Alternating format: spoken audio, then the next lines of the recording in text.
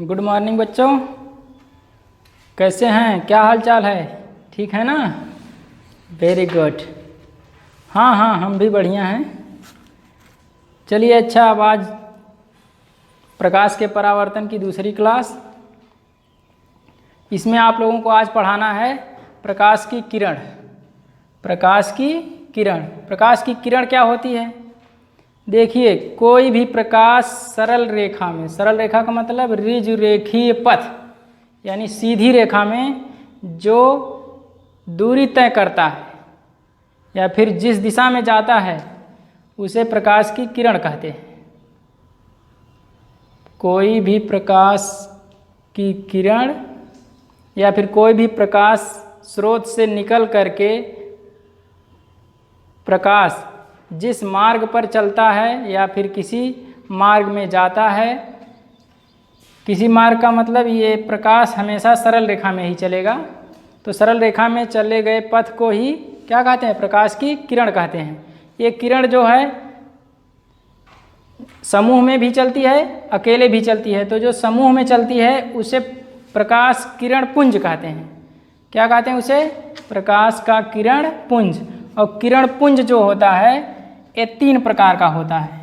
पहला होता है अभिसारी, अभिसारी किरण पुंज, और दूसरा होता है अपसारी, अपसारी किरण पुंज।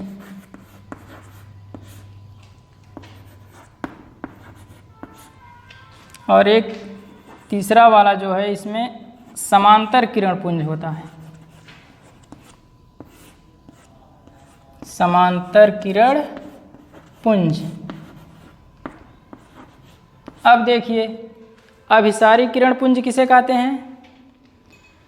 जब 2 या 2 से अधिक किरणें एक ही बिंदु पर आकर मिलेंगी उसे कहेंगे अभिसारी किरण पुंज। और जब एक ही बिंदु से निकल करके फैल जाएंगी, दूर चली जाएंगी, अनंत की ओर चली जाएंगी, उसे कहेंगे अपसारी किरण पुंज।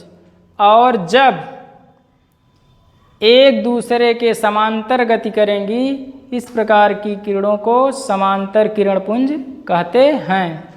अभिसारी का मतलब होता है सिकुड़ना या फिर इकट्ठा होना, और अपसारी का मतलब फैलना, एक स्थान से कई दिशाओं में चलना, अभिसारी किरण पुंज। और समांतर का मतलब एक दूसरे के समांतर, एक दूसरे से समान दूरी पर गमन करना। अभिसारी किरण पुंज का जो चित्र होगा इसको बना लीजिएगा आप लोग, और परिभाषा लिख लीजिएगा। जब प्रकाश की किरणें एक ही बिंदु पर एकत्रित होती हैं तो इनके इस समूह को अभिसारी किरण पुंज कहते हैं। देखिए, इस बिंदु पर सभी जा करके मिल रहे हैं। इस बिंदु को मान लीजिए P है, P बिंदु पर सभी किरणें एकत्र होंगी। और अपसारी में क्या होगा? अपसारी वाले में एक ही बिंदु से अनेक किरणें गमन करेंगी या फिर जाएंगी।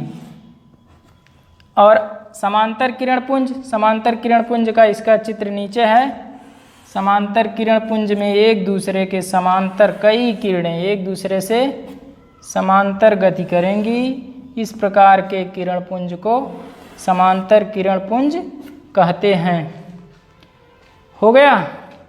अभिसारी मीन्स एक स्थान पर आना, अपसारी मीन्स एक स्थान से गमन करना, और समांतर किरण पुंज का मतलब एक दूसरे के समांतर गति करना। इसके बाद वाला टॉपिक, जो अगला टॉपिक है, मेन टॉपिक, जो अध्याय जिसके नाम से अध्याय लिया गया है, प्रकाश का परावर्तन।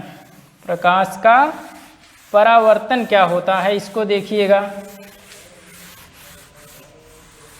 मेन टॉपिक इस अध्याय का प्रकाश का परावर्तन। प्रकाश का परावर्तन क्या होता है? मान लीजिए ये कोई परावर्तक तल है। परावर्तक तल का मतलब कोई भी पृष्ठ ऐसा होगा जिससे प्रकाश कि किरण का परावर्तन हो सकेगा। क्या होगा? परावर्तन। तो मान लिए ये किरण है, ये इस पर ऐसे टकराती है, टकराने के बाद इस दिशा में जितने एंगल पर आएगी उतने ही एंगल पर चली जाएगी, यानी जितने कोण पर ये टकरा रही है इस पर, उसी कोण से आगे निकल जाएगी। ये दोनों जो जहाँ पर मिलती हैं उस बिंदु पर अभिलंबवत, उस बिंदु पर अभिलंबवत, और किसके अभिलंबवत रहेगा? ये परावर्तक तल के अभिलंबवत जो लंब डाला जाता है इसे अभिलंब कहते हैं। इसे क्या कहते हैं? अभिलंब। आपतन बिंदु, आपतन बिंदु का मतलब ये वाला पॉइंट जहाँ किरण आके टकरा रही है उसे आपतन बिंदु कहते हैं। और इससे वापस चली गई, जहाँ पर प्रकाश की किरण पड़ती है उसे आपतन बिंदु कहते हैं। और आपतन बिंदु पर परावर्तक तल के अभिलंबवत खींची गई रेखा को अभिलंब कहते हैं। ये कौन सी रेखा है? आपतित किरण है। कौन सी किरण है? आपतित किरण। और ये क्या है? ये है अभिलंब।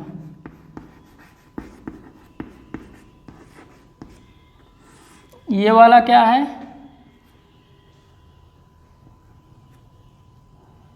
ये है परावर्तित किरण।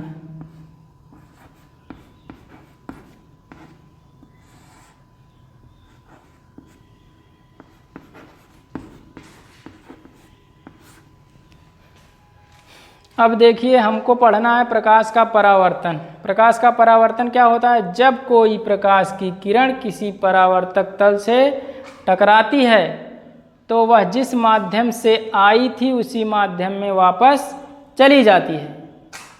इसी घटना को प्रकाश का परावर्तन कहते हैं, या फिर इस क्रिया को प्रकाश का परावर्तन कहते हैं, जिसमें आने वाली किरण अपने मार्ग में परावर्तित होकर के पुनः चली जाए। इसे क्या कहेंगे? प्रकाश का परावर्तन। आने वाली किरण का नाम आपतित किरण है और जो परावर्तित होकर के जाएगी उसका नाम परावर्तित किरण है। जहाँ टकराते हैं उस पर अभिलंबवत जो तल खींचा गया है उसे अभिलंब कहते हैं। और ये हो गया परावर्तन। अब देखिए, इसमें एक कोण यहाँ पर बनता है, अभिलंब और आपतित किरण के बीच एक कोण बनता है। इस कोण को कहते हैं आपतन कोण। और दूसरा वाला जो परावर्तित किरण और अभिलंब के बीच बनता है, इसे आर से प्रदर्शित करते हैं, इसे कहते हैं परावर्तन कोण। ये परावर्तन कोण आर है, आपतन कोण आई है। अब देखिए, परावर्तन के दो नियम हैं। दो नियम कौन कौन से हैं? आपतित किरण, परावर्तित किरण और ये जो अभिलंब है, तीनों एक ही तल में होते हैं। तीनों एक ही तल में होते हैं। कौन? आपतित किरण, परावर्तित किरण और अभिलंब, तीनों एक ही तल में होते हैं। और दूसरा नियम जो है, अच्छा पहला नियम लिख लीजिए, परावर्तन के नियम। परावर्तन के नियम, दो नियम हैं। पहला नियम है आपतित किरण,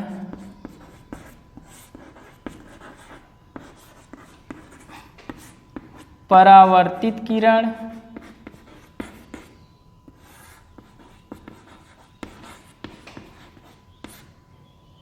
और अभिलंब। अभिलंब भी लिखिए, चाहे आपतन बिंदु पर खींचा गया अभिलंब, ऐसे भी लिख सकते हैं। अभिलंब तीनों एक ही तल में होते हैं।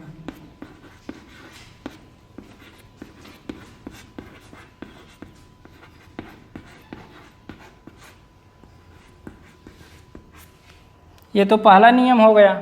और दूसरा जो नियम है इसका, आपतन कोण आई और परावर्तन कोण आर आपस में बराबर होते हैं। आपतन कोण इसको कोष्टक में आई कर लीजिएगा, कोण आई, और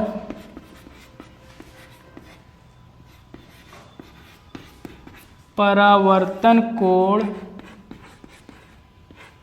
इसे कोष्टक में आर, आपस में बराबर होते हैं।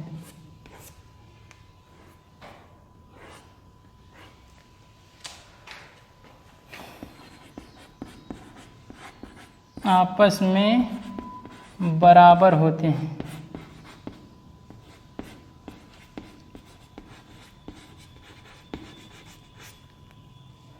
या तो इसको ऐसे लिख सकते हैं, कोण आई इज इक्वल टू कोण आर। ये होता है दूसरा नियम। इसके बाद वाला जो टॉपिक है, टॉपिक क्या, अभी इसी में दो चीज़ और बचा हुआ है, देख लीजिए। एक होता है नियमित परावर्तन, एक होता है अनियमित परावर्तन।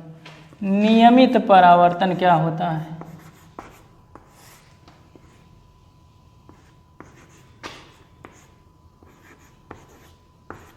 नियमित परावर्तन, और दूसरा टॉपिक है अनियमित परावर्तन।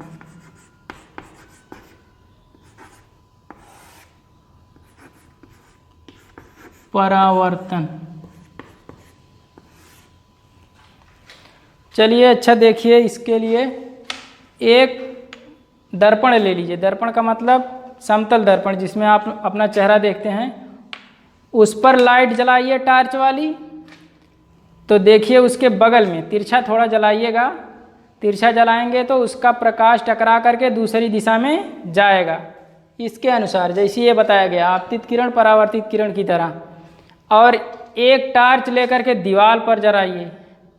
जब दीवार पर जलाएंगे तो उतना बढ़िया परावर्तन नहीं होगा जितना बढ़िया दर्पण से होगा।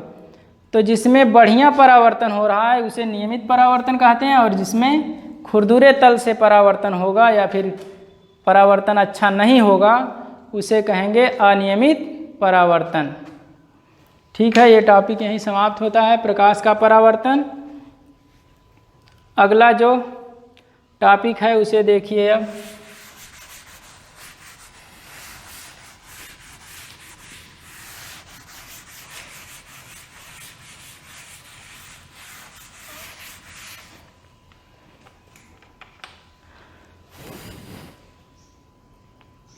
समतल दर्पण। समतल दर्पण। समतल दर्पण क्या होता है? जिसका तल समतल हो, समतल का मतलब बराबर हो, उसे क्या कहेंगे? समतल दर्पण। जिस पर अभी प्रकाश का परावर्तन बताया गया उसे क्या कहते हैं? समतल दर्पण। इसमें देखिए दो तीन कंडीशन है इसमें। इसकी जो फोकस दूरी होती है, फोकस दूरी, ये अनंत होती है। और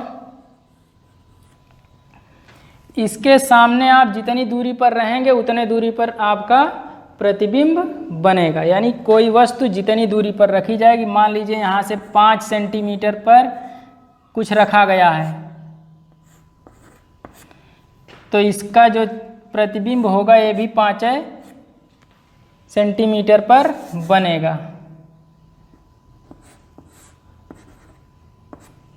जितनी दूरी यहाँ रहेगी इससे उतनी ही दूरी वो भी रहेगी। 5 सेंटीमीटर अगर इधर है तो 5 सेंटीमीटर ये भी होगा।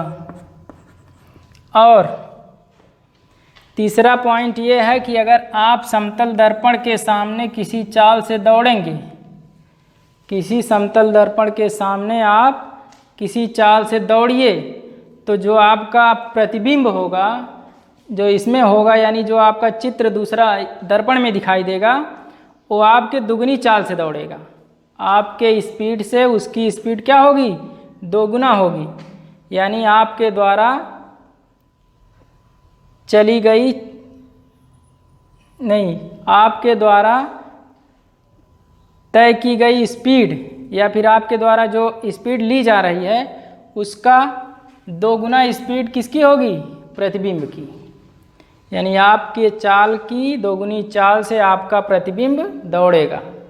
ये हो गया समतल दर्पण के लिए। तो इसके और भी गहराई में जाने के लिए आप लोग अगली कक्षाओं में पढ़ेंगे, इतना बहुत है। इसे याद करिए और तैयार करिए, कंपटीशन लेवल पर पूछा जाता है। इस पर कुछ सवाल भी मिलेंगे आपको कि अगर आप किसी दर्पण के सामने 5 मीटर प्रति सेकंड की चाल से दौड़ रहे हैं तो आपका प्रतिबिंब किस चाल से दौड़ेगा।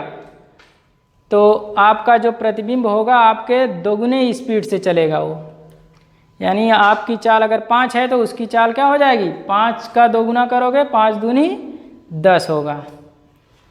चलिए ठीक है, ये समाप्त होता है। अब इसके बाद अगला टॉपिक है गोलीय दर्पण। गोलीय दर्पण की शुरुआत करते हैं। समतल दर्पण एक हो गया और दूसरा दर्पण होता है गोलीय दर्पण, जिसका हमारे जीवन में बहुत ज़्यादा उपयोग है, समतल दर्पण का भी और गोलीय दर्पण का भी।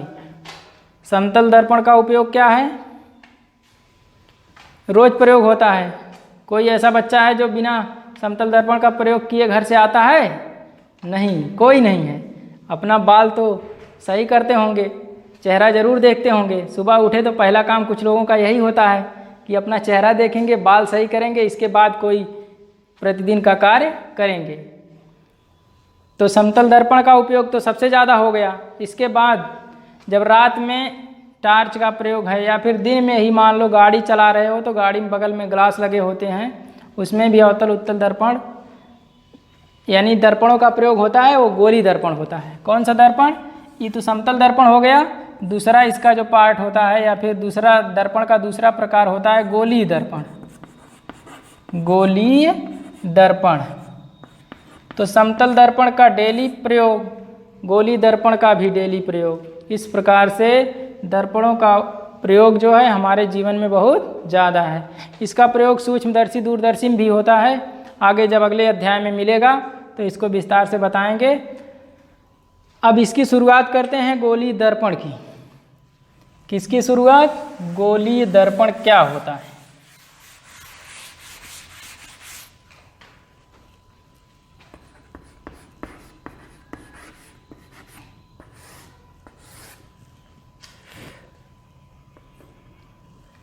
देखो, कांच का एक खोखला गोला ले लो।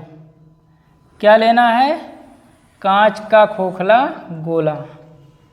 किसका होना चाहिए, कांच का। और दूसरी वस्तु का रहेगा तो प्रकाश का परावर्तन या तो कम होगा या तो होगा ही नहीं। अब इसको बीच से काट देते हैं। काट दिए, इसका 2 पार्ट हो गया। कितना पार्ट हुआ, 2। अब इस दोनों पार्ट को एक एक तरफ से पॉलिश कर दीजिए। क्या करना है, पॉलिश करना है। पॉलिश कर दिए इधर से, इसको अंदर से कर देते हैं एक पार्ट को और दूसरे पार्ट को बाहर से पॉलिश कर देते हैं। यही बन गया गोलीय दर्पण। क्या बन गया, गोलीय दर्पण। तो इसकी परिभाषा लिखिए, कांच के खोखले गोले का वह भाग जो एक तरफ पॉलिश किया गया हो, और कैसी पॉलिश होनी चाहिए, परावर्तक, जिससे प्रकाश का परावर्तन हो जाए। कांच के खोखले गोले का वह भाग जो एक तरफ पॉलिश किया गया हो या परावर्तक पॉलिश किया गया हो, गोलीय दर्पण कहलाता है। ये 2 प्रकार का होता है। 2 प्रकार में देखिए, 2 भाग कर दिए तो 2 प्रकार हो गया। एक प्रकार कौन सा है, ये वाला। देखो, जो अंदर पॉलिश किया होगा, गहरे तल में अंदर की तरफ किया गया है ना, इसको बोलेंगे उत्तल, उत्तल दर्पण। और जो बाहर की ओर पॉलिश किया गया है, इसे बोलेंगे अवतल दर्पण।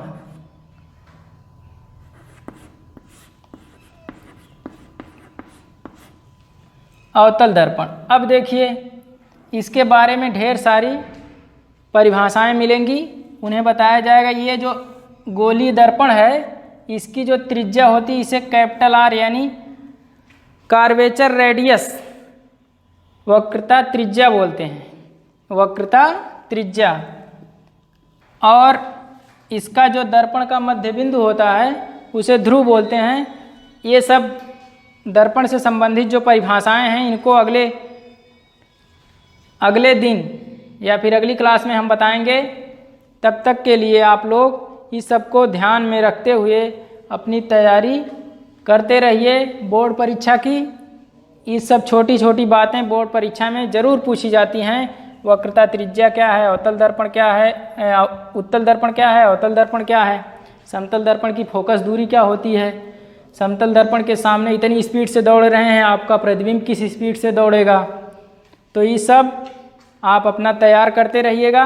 अगली कक्षा में फिर मुलाकात होगी। तब तक के लिए बाय बाय, धन्यवाद।